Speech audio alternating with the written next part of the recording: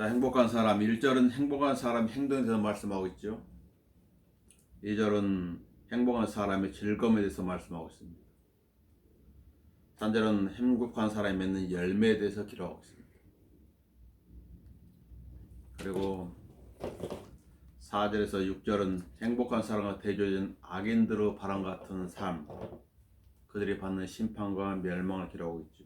이게 시편 1편 1절에서 6절의 내용입니다. 욥기가 불행한 사람의 기록이라면 시편 행복한 사람의 기록이죠. 잠언은 지혜로운 사람을 기록하고 있고 전도는 세속적인 사람을, 솔로몬의 노래는 천상의 사람을 기록하고 있습니다. 사람들이 말하는 행복의 조건은 무엇이 있을까요? 행복의 조건이라는 책에서는 814명을 70년 동안 추적 관찰한 그 결과를 기록하고 있는데요.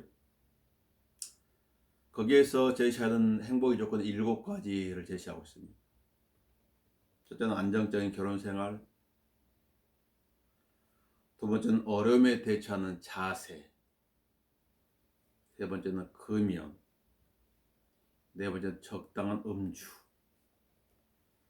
다섯 번째는 적정한 체중 유지,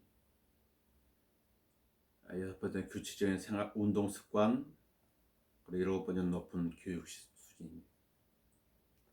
이것이 행복의 조건이라는 책에서 814명을 70년간 추적해 가지고 얻어낸 결과물입니다. 한국인의 행복 지수는 얼마일까요? 153개국을 대상으로 조사한 결과 한국은 61위입니다. 평가항목이 6가지죠. 행복지수가 최고로 큰 나라는 핀란드이고 153개국 중 최하위에 속한 나라는 아프가니스탄, 남수단, 짐바브웨, 루안다, 중아메리카 공화국이었습니다. 행복지수와 자살률은 어떤 연관이 있을까요? 행복지수가 높은 나라들은 과연 자살자들이 없을까요? 행복지수가 가장 높은 나라 핀란드라고 그랬는데 핀란드의 자살률은 인구 10만 명당 15.9명입니다. 많이 자살하죠. 행복지수가 1위인데도 많은 자살률이 있는 것입니다. 한국은 인구 10만 명당 26.9명으로 아시아에서 1위입니다. 그럼 제일 낮은 나라는 어떤 나라예요? 필리핀은 3.2명, 아랍에미리트는 2.8명. 근데 행복지수의 탑에 들어가지 못한 나라들이에요. 자살의 원인은 우울증이나 정신적인 문제, 스트레스 등도 있는데 대개는 경제적인 이유 때문입니다. 두 문제지요. 디모데후서 3장 1절 이렇게 말합니다. 또 이것을 알라. 마지막 날들 아주 어려운 때가 오리라. 사람들이 자기를 사랑하고 돈을 사랑하며. 자기 사랑, 돈 사랑입니다. 사납고 선한 것을 좋아하지 아니하고. 선한 것을 좋아해야 되는데 선한 걸 좋아하지 않습니다. 배반하고 분별이 없으며 자만하고 쾌락을 사랑하는 것이 하나님을 사랑하는 것보다 더하며. 누구에 대해서 말씀하셨어요? 세상에 대해서요? 아니요, 교회를 향해서 말씀하고 있는 것입니다. 교회를 향해서, 믿는 사람들 향해서 디모데후서 3장 1절에 말씀하고 있는 것입니다. 자기를 사랑하고 돈을 사랑한다고.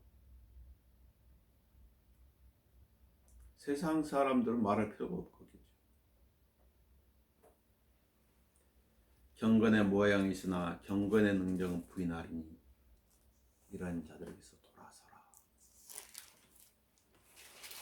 하나님께서 라오디게아인들의 교회를 향해 하신 말씀은 무엇이죠?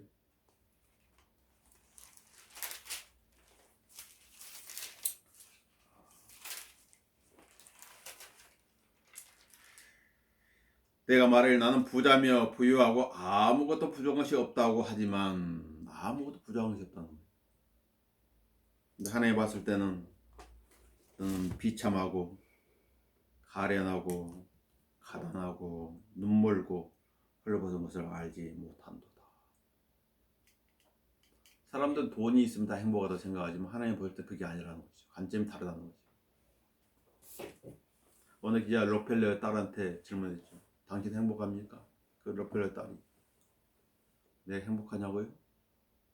많은 사람들한테 전해주세요. 나는 행복하지 않다고 전해주세요. 행복은 돈으로 살 수가 없습니다. 그녀가 말해서 알 수 있는 것이 아니라 성경이 이미 그 사실을 언급하고 있기 때문입니다. 시편 1편은 행복한 사람에 대해서 언급하고 있습니다. 행복한 사람 1절은 세 가지를 주의해야 한다고 언급하고 있죠.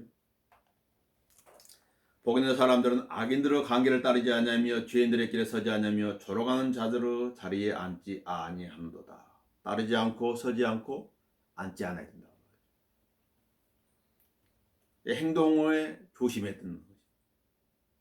어떤 사람입니까? 복 있는 사람. 우리는 세상에서 구별돼야 하죠. 그래서 로마 12장 2절은 너희는 이 세상에 일치하지 말고 이렇게 말씀하고 있는 것입니다. 그것뿐만이 아니죠. 세상도 세상인들도 사랑하지 말라고 요한일서 2장 15절은 말씀하고 있습니다. 왜냐하면 이 세상에 줄 수 있는 것은 무엇인가? 육신의 정욕과 안목의 정욕과 생의 자랑이기 때문에 이 세 가지 이 세상과 함께 끝난다고 말이죠. 이 세 가지를 추구하는 것은 옛 사람이 추구하는 것이죠. 옛 사람은 이 세 가지를 추구하는 것이죠. 새 사람은 위에 있는 것을 추구하는 거예요. 위에 있는 것. 천상에 앉아있는 그 사람이 원하는 걸 추구하는 것입니다. 그게 새 사람이 하는 일이에요. 마귀는 세상에 있는 것들을 우리를 시험합니다. 그리고 세상에 있는 것들을 주겠다고 약속합니다. 그러나 세상은 우리를 하나님에게서 분리시키고 그분께 불순종하는 요소를 모두 다 가지고 있죠. 그게 세상입니다. 1절에 보면 또한 1절에 우리한테 가르쳐주는 것은 죄는 점진적인 과정을 거치며 진행한다는 사실이죠. 1절에는 점진적인 타락상을 주목할 필요가 있는데 그건 어떻게 된다고요? 따르다가 죄인들의 길에 서다가 결국은 앉게 된다는 것이죠. 이처럼 세상에 빠지는 과정은 점차적으로 진행이 되고 시간이 지날수록 그 정도가 심해지며 깊어진다는 것이죠. 그래서 먼저 우리는 세상과 친구가 되고 그 다음에 세상에 때를 묻히게 되고 그 다음에 세상을 사랑하게 되며 세상의 풍조에 동조하게 되고 마침내 세상에 멸망이 된다는 것입니다. 롯이 그 대표적인 예로서 롯은 소돔 쪽을 쳐다보았고 소돔을 향해 장거를 쳤고 소돔에 들어가 살다가 급기야는 모든 것을 잃어버리고 죄 가운데 빠지게 되었죠. 롯이 그의 두 딸 통해서 태어난 민족은 모압과 암몬 족속이었습니다. 이스라엘 백성들의 옆구리를 찌르는 가시가 되었죠. 누구의 잘못일까요? 올해는 세상에 살고 있으나 세상의 친구가 될 필요는 없습니다. 올해는 옛사람에 살고 있으나 옛사람의 방식을 따라 살 필요는 없습니다. 로마서 7장 1절은 이렇게 말씀하고 있죠. 형제들아 내가 율법을 아는 자들에게 말하느니 율법은 그가 살아있는 동안에만 그 사람을 죽하는 것을 알지 못하느냐? 남편에 있는 여인은 그 남편이 살아있는 한 그에게 법으로 매여 있으나 남편이 죽으면 그녀는 그녀 남편의 법에서 벗어나느니라. 그러니까 옛사람과 새사람에 대해서 설명하고 있죠. 로마 7장 옛사람과 새사람에 대해서 설명하고 있습니다. 옛사람은 남편이죠. 손은 여인이지. 그 다음에 그리스도는 그리스도와 혼인한 것은 새 사람을 말씀하는 것입니다. 에베소 1장은 믿는 자가 받는 복에 대해서 언급하고 있습니다. 에베소 1장 3절은 그리스도 안에서 천상에 있는 모든 영적인 복으로 우리에게 복 주신 하나님. 모든 영적인 복을 다 주셨다. 모든 영적인 복. 자, 남는 것은 무엇이지? 그 복이 드러나는 것만 남아있겠지. 하나님 중에 그 영적인 복이 드러나는 것만 남아있겠지. 그래서 그 영적인 복을 받는 사람이 무엇을 해? 복음을 전하고 누군가를 구원받게 만들고, 그 영적인 복을 받는 사람이 영원 세계에 대해서, 하나님의 계획에 대해서, 하나님의 질서에 대해서 말씀이 주고 있는 것입니다. 만약 그걸 받지 않았다면 나갈 수 없겠죠. 받았으니까 나가는 것입니다. 성경에 행복한 사람에 대해서 말씀하고 있죠. 당신은 행복하십니까? 성경에 말씀하는 행복한 사람, 하나님을 아버지라고 부르시면 그 사람은 행복한 사람입니다. 왜냐하면 시편 144편 15절은 이렇게 말씀하고 있습니다. 이러한 백성들의 행복하나니 정녕 주께서 자기대로 하나님이신 백성은 행복하도다. 아무것도 가진 것이 없다 할지라도 하나님을 아버지라고 부를 수 있고 하나님의 백성으로 살아오고 있다면 그 사람은 행복한 사람인 것입니다. 소망을 하나님께 두고 있습니까? 그 사람도 행복한 사람입니다. 시편 146편 5절은 그렇게 언급하기 때문에. 누구를 신뢰하고 있습니까? 주님을 신뢰하고 있습니까? 그 사람 역시 행복한 사람입니다. 하나님을 두려워하는 사람입니까? 역시 그 사람도 행복한 사람으로 잠언 28장 14절은 증거해주고 있습니다. 사람이 생각하는 행복과 하나님이 말씀한 행복은 서로 다르다는 걸 알 수가 있죠. 고린도전서 7장 39절을 봅시다. 성경이 말씀하는 행복.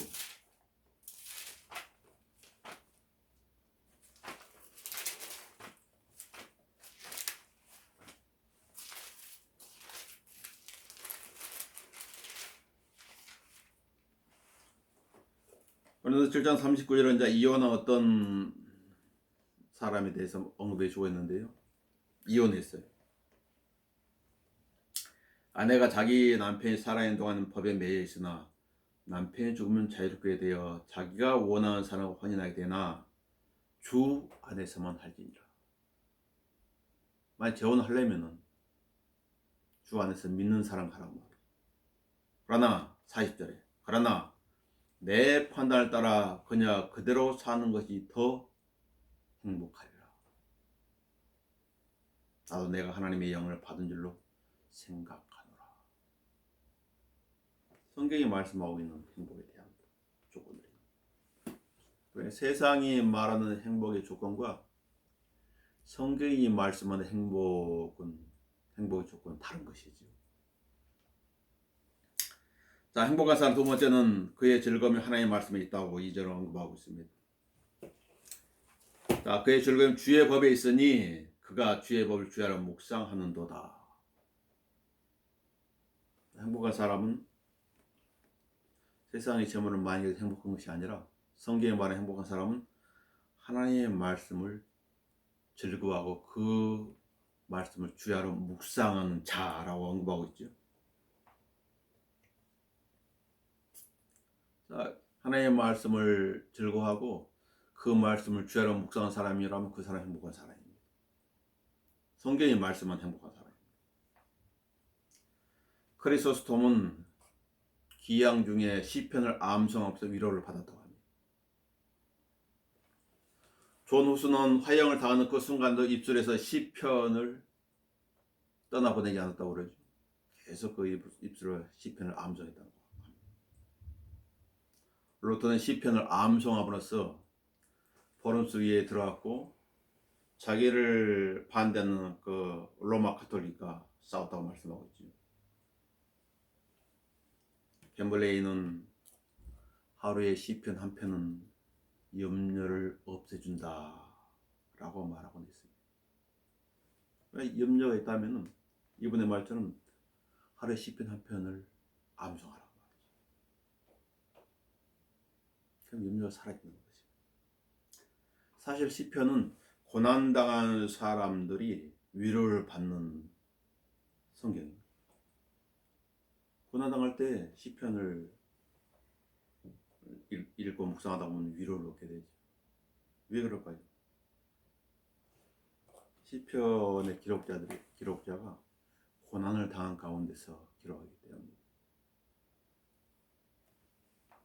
위로가 됩니다. 자, 악인들 관계를 따르지 아니하고 죄인들의 길에 서지 아니하며 조롱하는 자리에 앉지 않은 사람은 그의 즐거움이 하나님의 말씀에 있는 사람입니다. 하나님의 말씀 즐거워하는 사람이 점진적인 타락의 그 길을 밟겠습니까?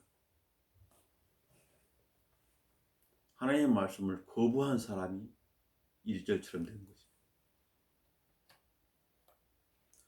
즐거움의 대상이 누구인가에 따라 그의 신앙은 달라진다고 그러죠. 성경이 이걸 말씀해 주고 있습니다. 우리들 개개인 각자에게 즐거움을 준 대상이 그 사람의 인생을 인도하기 때문에 무엇이 나를 즐겁게 하는 것인가에 주의를 기울일 필요가 있다는 것이죠. 행복한 사람은 그의 즐거움이 주의 법에 있습니다. 그러나 불행한 사람은 그의 즐거움이 이 세상인 것입니다.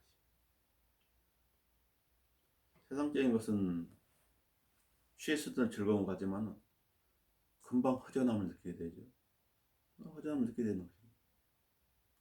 이 세상에 그리스도인을 지속적으로 만족시킬 수 있는 것은 아무것도 없어요. 이 세상 사람들을 만족시킬 수 있는 것도 없어요. 그래서 세상 사람들도 하는 말을 허무하다. 가진 것처럼 보였지만 아무것도 없는 거예요. 행복 사람 그의 즐거움 주의 법에 있기에 그가 주의 법을 주야로 묵상한 사람이라고 2절을 말씀하고 있죠.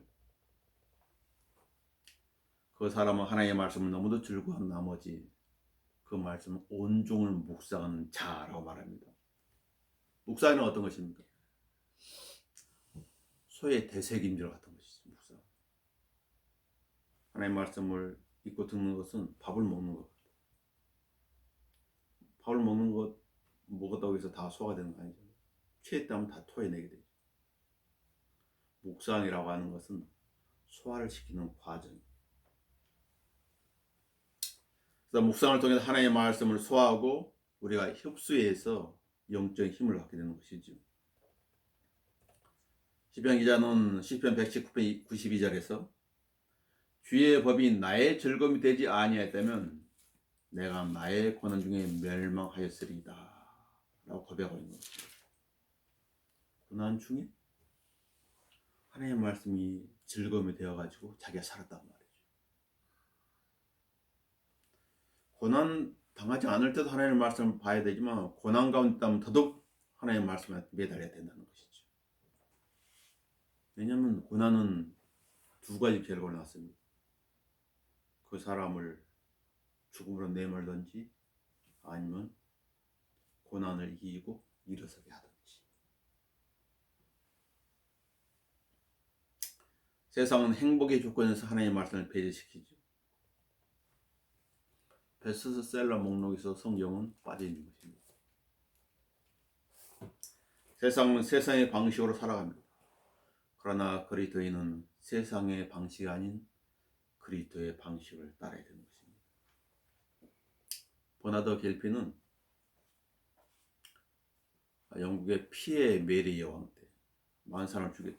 믿음으로 말미암아 사형선고를 받았습니다. 그가 감옥에 갇혀 있는 동안 그는 이 말씀을 아침과 정오와 그리고 저녁에 반복해서 암송했습니다. 그 말씀은 우리가 알거니와 하나님을 사랑하는 자들 곧 그분의 목적에 따라 부르심을 받은 자들에게는 모든 일이 합력하여 선을 이룹니다. 모든 일이 합력하여 선을 이룹니다. 로마서 8장 28절의 말씀입니다. 좋은 일은 나쁜 일은 합력의 선을 이루어지는 하나님의 말씀을 계속 암송했단 말이에요. 드디어 그는 사형 선고를 받은 그는 사형을 받기 위해서 형장으로 가는 길에 가다가 넘어져 다리가 부러졌습니다. 그래서 그 까닭에 다시 감옥으로 돌아가는 명을 받게 되었죠.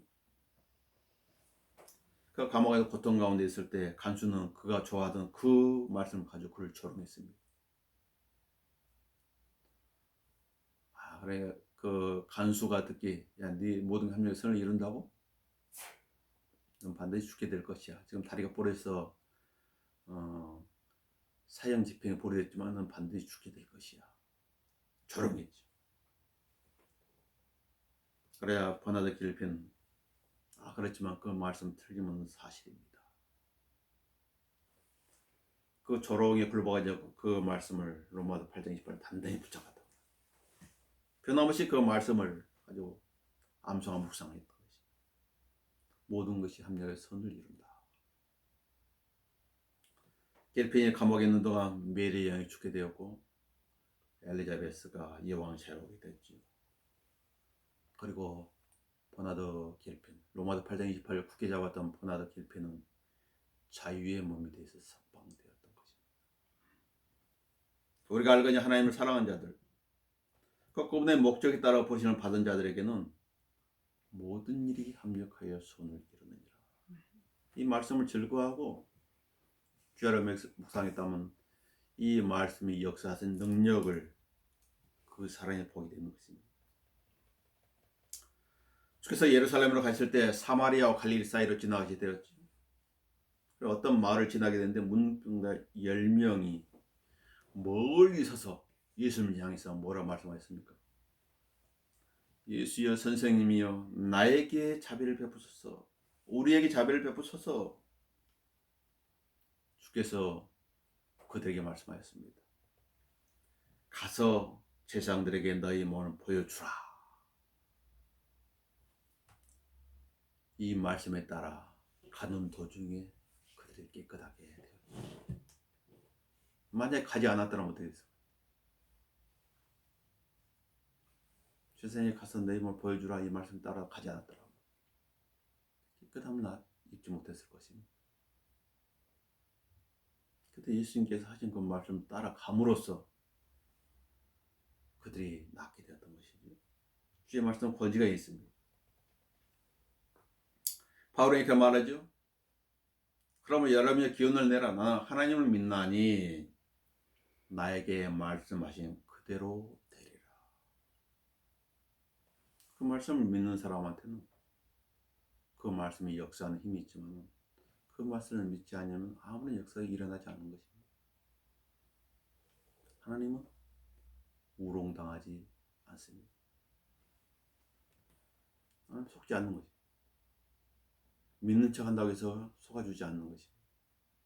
믿어야지. 히브리서 11장 6절을 봐보세요. 분명히 그렇게 기록되어 있죠.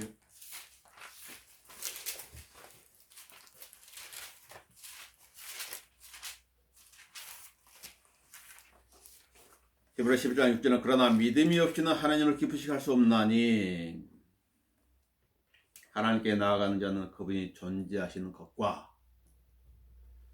그분이 자기를 열심히 찾는 자들에게 한 번만 찾고 마는 것이 아니라 열심히 찾는 자들에게 구하고 찾고 두드리라. 열심히 찾는 자들에게 보상하는 분심을 마땅히 믿어야 하느니라. 내게 믿음이 있느냐? 내게 믿음이 있느냐? 있다면 주님 그 믿음에 축복하십니다. 내 믿음대로 되라. 마태복음 9장 29절에 있는 말씀입니다. 주님께서는 여호수아에게 이렇게 말씀하셨습니다. 이 율법책을 내 입에서 떠나지 않게 하고 주야로 그 안에 있는 것을 묵상하여. 자, 여호수아한테 주야로 묵상하라. 이 하나님의 말씀을 내 입에 떠나지 않게 하라. 그 안에 기록된 모든 것들을 지켜 행하라. 그리하면 네가 그 말씀을 보는 그 당사자가 너희를 번영에 만들 것이고 내가 좋은 성공을 이루리라. 하나님께 주신 축복의 말씀입니다. 그냥 가만히 있으면 믿음이 생기는 것도 아니고 그냥 가만히 있다가 어떤 일이 이루어지지 않아요. 시간만 가는 것이 사실은. 시간만. 마음의 묵상은 명철을 가져옵니다. 하나님의 말씀 묵상하면서 뭔가를 깨닫게 되죠. 이웃이 부당에 취급을 당해서 주의 말씀을 묵상하게 되면 그 사람들이 힘이 나는 것이죠. 하나님의 말씀을 묵상하게 되면 어떤 결과가 그렇게 될까요? 스승들보다 더 명철하게 된다고. 시편 119편 97절은 기록하고 있습니다. 시편 기자는 이렇게 고백했습니다. 내가 얼마나 주의 법을 사랑하는지요. 그것이 종일 나의 묵상이 되나이다. 주의 법을 얼마나 사랑하는지 하나님의 말씀 계속해서 묵상한다고 말이죠. 종일. 시편 119편 97절에서 언급하고 있죠. 나폴레옹은 인간이 일반적으로 열망하는 명예와 권력과 부귀를 얻었음에도 불구하고 세인트 헬레나에서 말하기를 나의 일생에 있어서 행복했던 날은 쎄도 되지 않는다라고 말했습니다. 부귀와 권력과 명예를 얻었지만은 그러니까 황제로서 있는 동안에 행복했던 날은 손에 꼽을 수 있는 엿새도 되지 않았다는 고백하고 있는 것이죠. 솔로몬은 그랬죠. 솔로몬은 하나님께 주신 지혜로 지식으로 자신을 위해서 살았을 때 그가 한 고백은 헛되고 모든 것이 헛되다 이렇게 고백했던 것입니다. 행복하지 않았단 말이죠. 하나님이 주신 것을 받았는데도 행복하지 않았다는 것이. 왜? 육신의 욕망을 위해 살았기 때문에.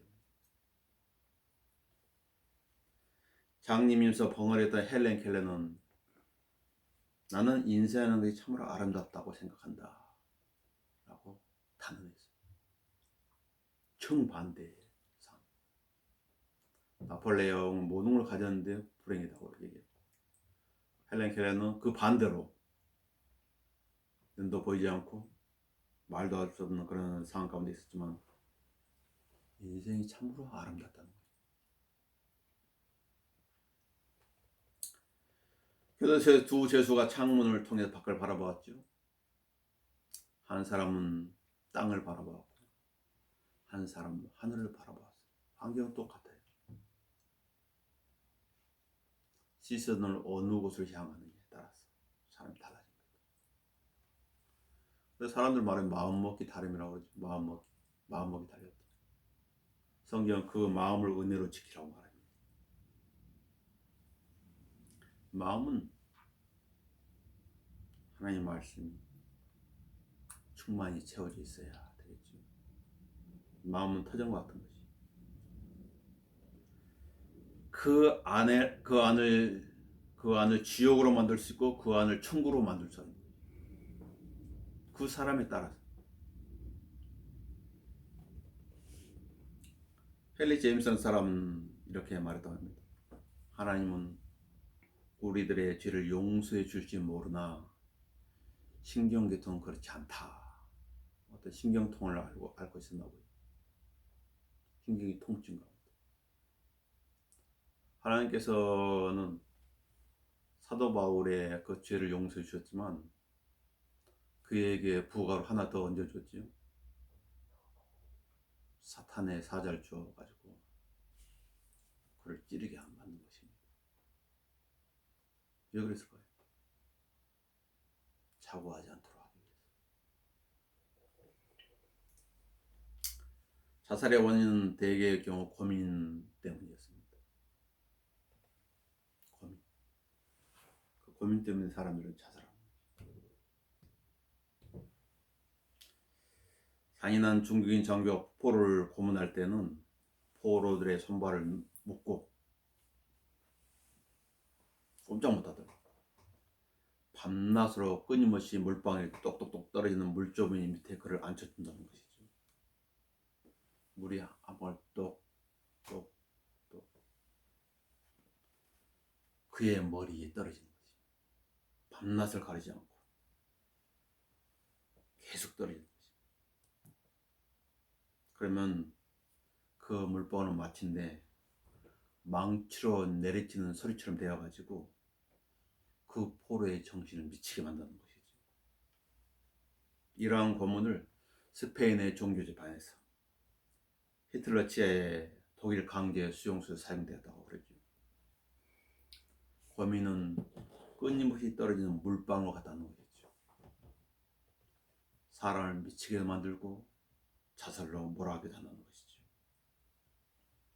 그러나 우리에게는 살아계신 하나님의 말씀과 약속이 있죠.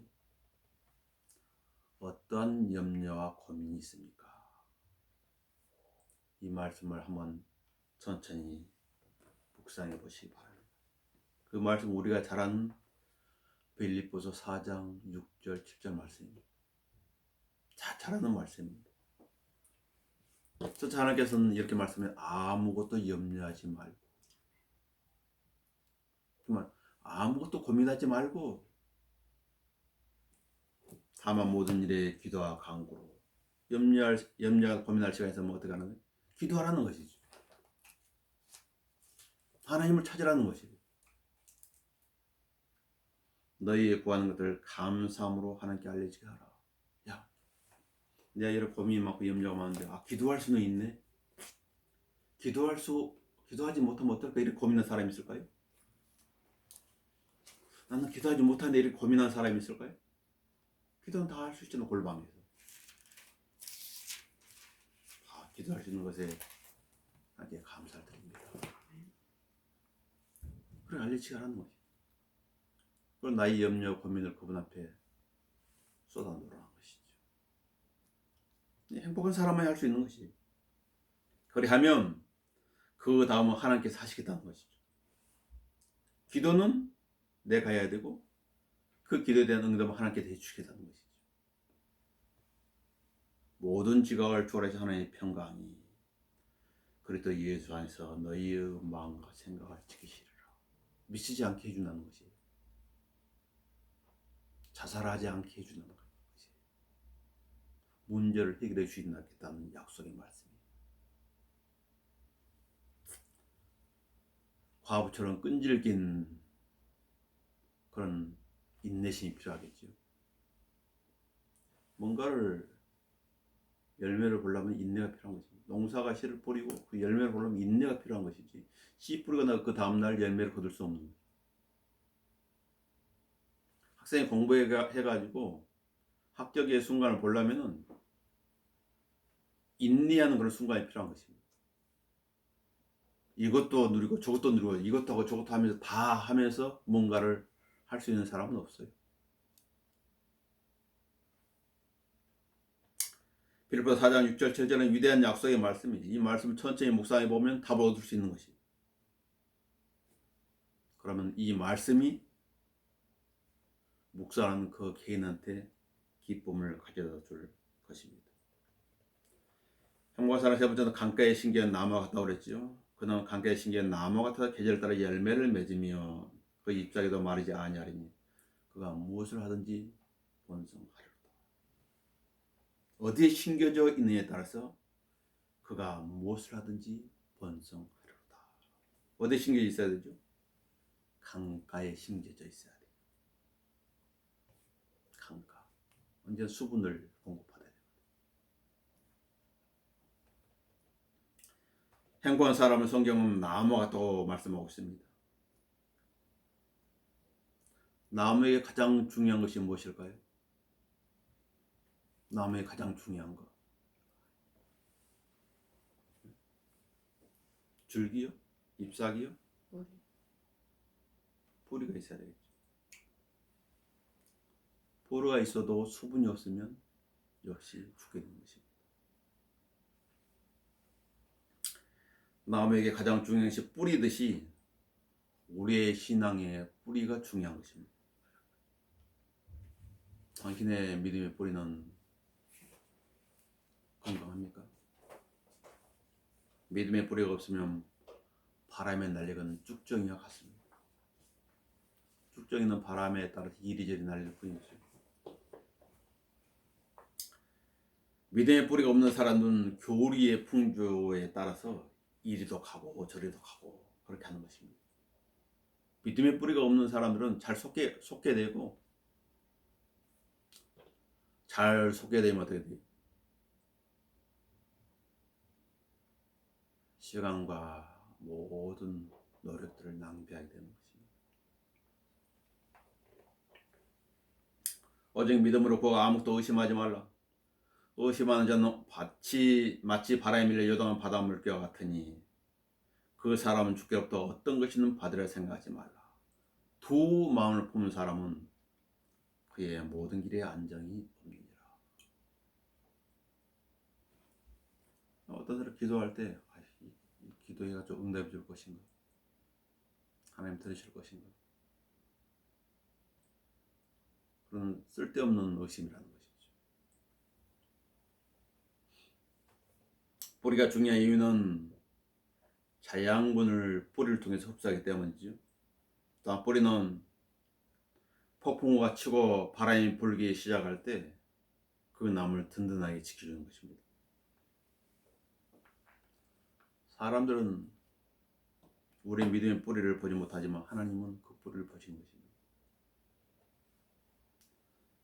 기도와 말씀, 묵상이야말로 하나님의 사랑 속에 믿음의 불을 깊이 내리도록 돕는 매개체이죠. 또 이와 같이 말씀이 돌짝밭에 뿌렸다는 것은 이들을 두고 하는 말이니 그들 말씀을 듣고 즉시 기쁨을 받으나 그들 안에 뿌리가 없으므로 잠시 동안만 견디다가 후에 그 말씀 내에 고난이나 박해가 오면 곧 실족하는 자들이요. 뿌리가 없으면 실족하는 건 시간 문제라고 말이죠.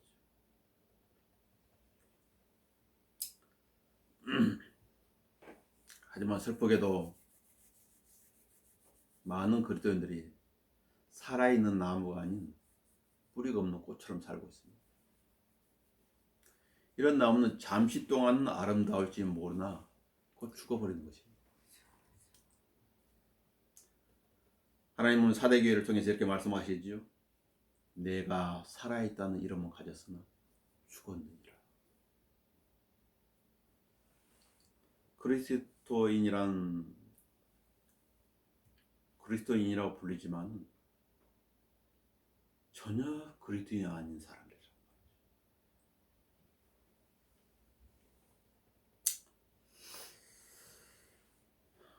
로마 11장 17절은 이렇게 말합니다.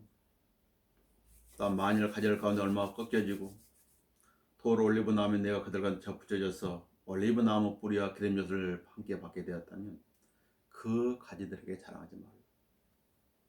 내가 자랑하여도 내가 뿌리를 지탱하는 것이 아니요 뿌리가 너를 지탱하는 것이니라. 예수 그리스도는 이새의 뿌리에서 나온 줄기죠. 예수님.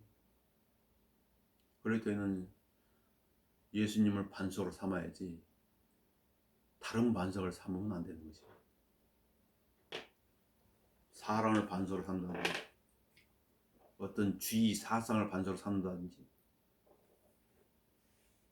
그건 정상적인 뿌리를 내릴 수가 없는 것이죠. 나무는 살기 위해서 빛과 물과 뿌리가 있어야 되지요. 우리가 살기 위해서도 마찬가지예요. 하나님의 말씀이 있어야 되는 것이죠. 하나님의 말씀 뿌리를 내려야 됩니다. 하나님께서 복주 주시는 사람은 시냇가에 그 뿌리를 내린 사람입니다. 우리가 자신을 공급원으로 삼아서 뿌리를 내리면 내 자신한테 나오는 것은 영양분이 아니에요. 말라 삐뚤어지는 그리팅이 되는 것입니다. 우리 본문의 그 3절의 복을 누리기 위해서는 1절, 2절이 전제돼야 되겠죠. 1절, 2절이 전제돼야 3절에 열매 맺을 수 있는 것입니다. 1절, 2절을 무시하고 3절을 갈 수는 없습니다. 바로 그것은 우리가 먼저 세상에서 구별되며 말씀을 즐거워하고 그것을 묵상했을 때 그에게 3절 같은 열매가 맺혀지는 것이죠. 하나님의 말씀에 뿌리를 내려야 됩니다. 그게 나무가 강가에 뿌리를 내리는 것 같다는 것이죠. 성령의 열매를 맺기 위해서도 우리 안에서 성령께서 역사해야 성령의 열매를 맺히지, 성령께서 역사하지 않으면 아무런 열매를 맺을 수 없는 것입니다. 성령을 거역하면서 성령을 소멸시키면서 성령의 열매가 맺히기를 원한다면 그것은 오산이죠. 크나큰 오해인 것입니다. 믿음으로 그리스도가 너희 마음속에 거하게 하시며 너희가 사랑 안에 뿌리를 내리고 털을 닦아. 어디? 사랑 안에 뿌리를 내리고. 하나님은 사랑이시라. 에베소 3장 17절에 그분 안에 뿌리를 내리고 세움을 받아도 뿌리면 내리면 안 된다고 말이죠. 세움을 받아. 줄기가 커야 되지 않겠어요? 성장해야지. 세움을 받아. 가르침을 받은 대로 믿음 안에서 확고히 되어 그 안에서 감사함을 넘치게 하라. 감사함을 넘치게 할 수 있는 것은 열매지. 열매가 있어야지. 그래서 열매 있는 삶을 살아야 된다. 결론적으로 행복한 사람. 행복의 조건이라는 책에서는 사람들 추적 관찰해서 7가지를 제시했습니다. 그 책에서도 결론은 무엇이었냐면 사랑이었다는 것이죠. 사랑. 믿음, 소망, 사랑. 그 중에 제일은 사랑이라. 그러나 거기에서 말하는 사랑과 우리가 말하는 사랑은 다르죠. 성경에 말하는 행복과 사람들이 말하는 행복은 같지 않습니다. 행복한 사람은 죄를 멀리하고 하나님의 말씀을 가까이 한 사람입니다. 이게 성경이 말할 수 있는 행복한 사람입니다. 그 사람이 맺는 열매는 하나님을 기쁘시게 할 수가 있는 것입니다. 본 말씀 다시 읽고 설교를 마치도록 하겠습니다. 복 있는 사람은 악인들의 강의를 따르지 아니하며 죄인들의 길에 서지 아니하며 조롱하는 자들의 자리에 앉지 아니하노다. 그의 즐거움이 주의 법에 있으니 그가 주의 법을 주야로 묵상하는도다. 그는 강가의 신기의 나무 같아서 계절을 따라 열매를 맺으며 그 잎사귀도 마르지 아니하리니 그가 무엇을 하든지 번성하리로다. 기도하겠습니다. 주님, 행복한 사람에 대해 살펴보았습니다. 하나님께서는 우리에게 모든 영적인 복을 주셨습니다. 올해는 믿음으로 행복한 사람입니다. 그러나 때로는 육신적이 되어짐으로 인해서 불평하고 감사하지 못하고 낙심할 때도 있습니다. 우리의 삶에 그런 낙심과 불평이 틈타지 않을 수 있는 방법은 하나님의 말씀을 가까이 하고 그 말씀을 주야로 묵상한 것이라고 시편 1편에서 가르쳐주고 계십니다. 우리가 이 한 해를 살아가면서 하나님의 말씀을 기뻐하고 그 말씀을 묵상함으로 그리고 그 말씀이 역사하는 대로 따라 행하여 열매를 맺는 것으로 주님을 영화롭게 하는 각인이 되어 줄 수 있도록 해주십시오. 주 예수 그리스도의 이름으로 기도합니다.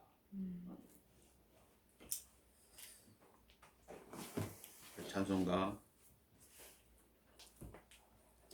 301장